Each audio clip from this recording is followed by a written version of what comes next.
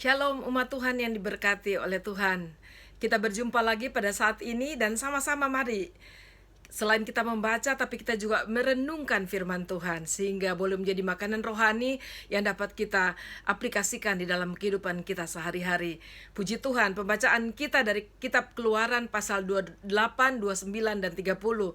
Dan saya sangat bersuka membaca ayat-ayat ini karena sangat berarti bagi kita dan menggambarkan kehidupan kita sebagai umat Tuhan. Bila kita memperhatikan pasal 28, 29 dan 30 ini, dan secara pribadi saya menggarisbawahi 3 hal yang nampak utama ada di dalam pembacaan kita pada hari ini, yaitu yang pertama adalah Allah layak atau berhak untuk mendapatkan yang terbaik dari umatnya.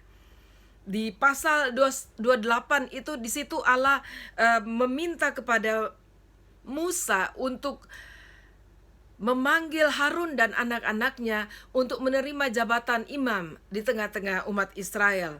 Kalau saya bisa bacakan buat saudara ayat 1 dan ayat 2, engkau harus menyuruh abangmu Harun bersama-sama dengan anak-anaknya datang kepadamu dari tengah-tengah orang Israel untuk memegang jabatan imam bagiku. Harun dan anak-anak Harun, yakni Nadab, Abihu, Eleazar, dan Itamar. Haruslah engkau membuat pakaian kudus bagi Harun abangmu sebagai perhiasan kemuliaan. Nah, saudara, kita melihat bahwa Harun mendapatkan panggilan khusus dari Tuhan. Dan di dalam panggilannya itu, Allah ingin memperlengkapi Harun, dan dia memerintahkan Musa untuk membuat pakaian khusus untuk imam. Dan tujuannya adalah untuk memperlihatkan kemuliaan Tuhan bagi umat Tuhan di tengah-tengah umat Tuhan. Dan kita memperhatikan di sini bagaimana cara pembuatan dari pakaian-pakaian imam itu sangat luar biasa, dari pemilihan bahan-bahannya, mulai dari kainnya, kain warna ungu muda, dari lenan halus yang terbaik, lalu juga berhiaskan saudara emas di sana sini saudara, lalu kemudian batu-batu permata pilihan yang luar biasa baik. Dan kita melihat bahwa Allah layak untuk mendapatkan yang terbaik. Bagaimana cara Allah layak mendapatkan yang terbaik? Tidak lain dari apa yang sudah Allah berikan kepada manusia, kepada umatnya, sudah diperlengkapi lebih dahulu bagi mereka. Lalu mereka dapat mempersembahkan kembali kepada Tuhan. Walaupun pada saat kita mempersembahkan kembali kepada Tuhan, Tuhan tidak pernah ada paksaan. Seperti ayat-ayat sebelumnya, kemarin kita sudah bahas bahwa Tuhan mau mereka yang terdorong, tergerak, dan rela untuk mempersembahkan kepada Tuhan. Tetapi perhatikan sekali lagi, saya mempelajari bahwa Allah tidak pernah meminta apa yang tidak pernah diberikan Allah kepada kita.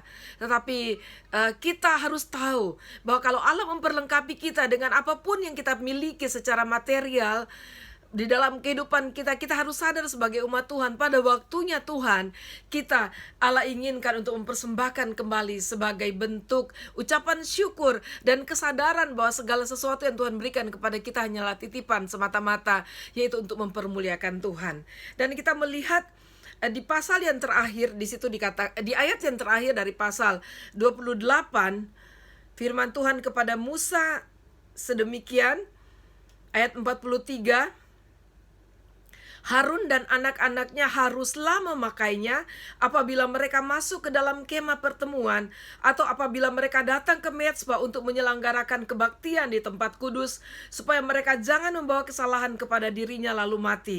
Itulah suatu ketetapan untuk selama-lamanya baginya dan bagi keturunannya.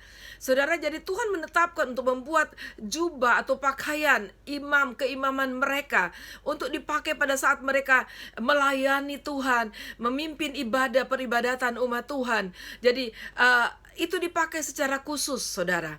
Dan itu dipakai pada saat mereka berhadapan kepada Tuhan. Itu berarti saudara, mereka gunakan itu dalam peribadatan mereka. Dan kita melihat hal yang kedua yang kita lihat saudara, yaitu di Keluaran 29 pada saat Harun dan anak-anaknya ditabiskan sebagai imam.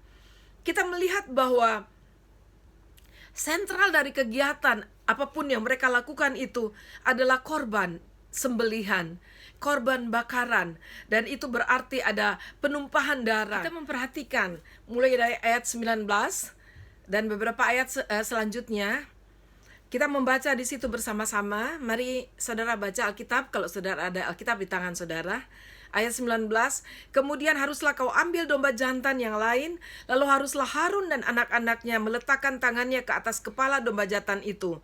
Haruslah kau sembelih domba jantan itu, kau ambillah sedikit dari darahnya, dan kau bubuh pada cuping telinga kanan Harun, dan pada cuping telinga kanan anak-anaknya, pada ibu jari tangan kanan, dan pada ibu jari kaki kanan mereka, dan darah selebihnya kau siramkanlah pada mezbah sekelilingnya. Haruslah kau ambil sedikit dari darah yang ada di mezbah dan dari minyak urapan itu, dan kau percikanlah kepada Harun dan kepada pakaiannya, dan juga kepada anak-anaknya dan pada pakaian anak-anaknya. Maka ia akan kudus, dan pakaiannya, dan juga anak-anaknya dan pakaian anak-anaknya.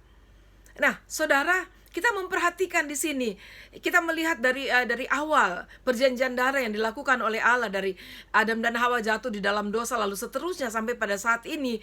Dan ini mencerminkan Kristus yang akan datang menumpahkan darahnya bagi saya dan saudara. Dan kita melihat bersama-sama bahwa perjanjian darah ini pada saat mereka ditabiskan menjadi imam, dan darah itu dipakaikan, saudara, kita sudah baca tadi. Dan seringkali ini apapun yang dilakukan oleh Allah seringkali dikopi oleh iblis, oleh setan, dan itu melakukannya bagi manusia sebagai perjanjiannya manusia dengan dia. Karena setan tahu di mata Tuhan darah itu berbicara kehidupan. Dan sebab itu dalam konteks ini saya juga berbicara kepada saudara, kalau saudara sedang terikat dengan kuasa kegelapan, saudara pernah membuat perjanjian darah dengan iblis, saudara harus datang kepada Tuhan. Darah Yesus yang sanggup melepaskan engkau dari segala macam ikatan dan perjanjian apapun, termasuk perjanjian darah antara manusia dan iblis. Tuhan dapat melakukannya, dan Tuhan pasti tolong engkau. Dan kita melihat di sini bersama-sama, saudara, yang ketiga yang saya garis bawahi di sini adalah soal apapun yang dilakukan oleh Tuhan. Tuhan ingin umatnya mengerti bahwa Tuhan itu ada, Allah Immanuel, Allah yang menyertai manusia.